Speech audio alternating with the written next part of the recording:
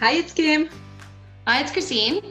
We are here to help you navigate change. But before we start, feel free to like, share, and subscribe because you want to be the first one to know when new video becomes available.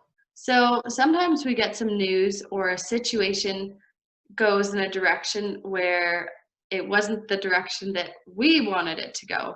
And so we might find ourselves struggling to accept the outcome of the situation. And today we're going to talk about some things that you can do to accept the situation and to move forwards. One thing you need to know is acceptance doesn't mean that you agree with the decision. This is two different concepts that you have to keep in mind. When you're accepting something, it doesn't mean you agree with it. It means you choose to move forward to find happiness. So one of the main reasons why people do not accept change or result is because they feel they lost the power. So they feel that they lost the power of controlling that situation, and therefore they go in a mode of panic or reaction. And one of the things that we strongly recommend you do is to make a list of the things that you can control and the things that you can't control. So, for instance, something that you can't control is anything that somebody else does or the situation itself. But what you can control are a lot of your behaviors and your reactions to a situation. Also, you have to talk to yourself because the fact that the answer is not what you wanted doesn't have to be something negative. So right away, because we have made that scenario in our head of how it should go, if this is not working, it's automatically a very negative thing, but it actually shouldn't. Often in life, the best thing that will happen to you is things that you have not planned.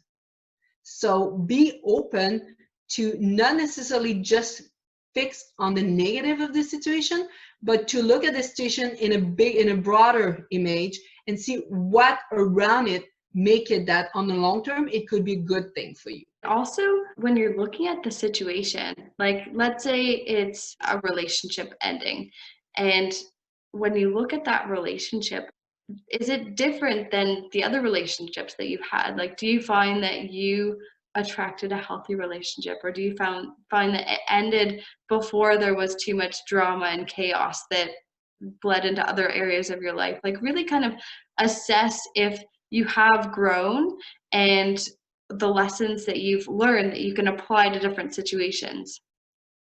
And I like, that you give the example of a relationship because my mom used to say, people have the power over you that you give them. Okay. So the way you react is on you. Don't let somebody else words decision turn you into a person you don't want to be. Don't give that person the power of changing who you are.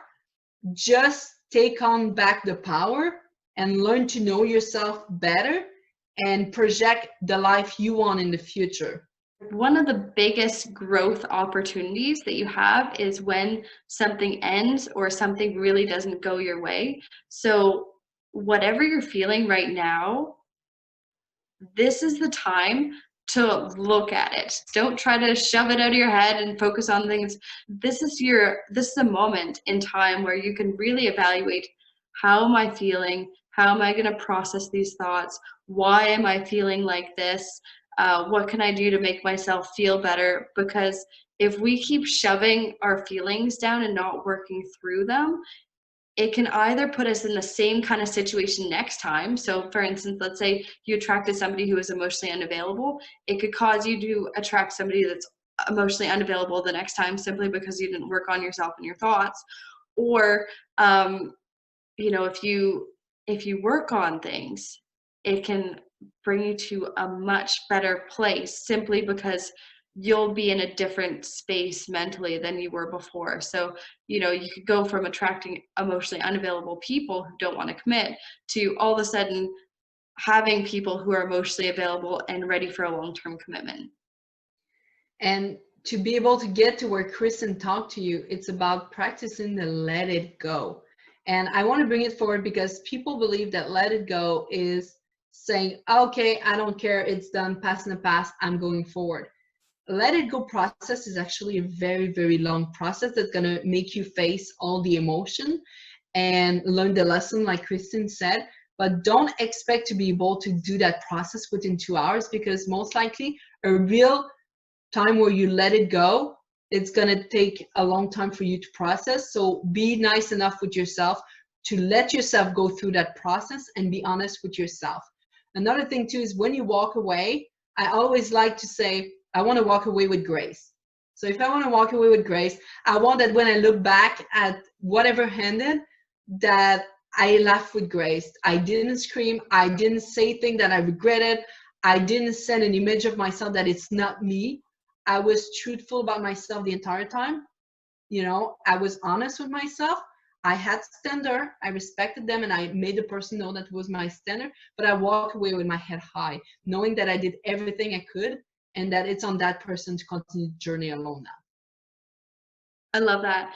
And be thankful for the opportunity, because every opportunity that you find yourself in is an opportunity to learn things about yourself. So even if the situation didn't end up the way that you wanted it to, be thankful for those opportunities, because those are learning opportunities, and those learning moments and those growth opportunities that you have experienced during that time, that is invaluable, and you're always going to find those opportunities. So even if it's negative or positive, you can still learn something from it. And I think from everything that happened in your life, like Kristine said, it's a learning experience. See it as brick, okay?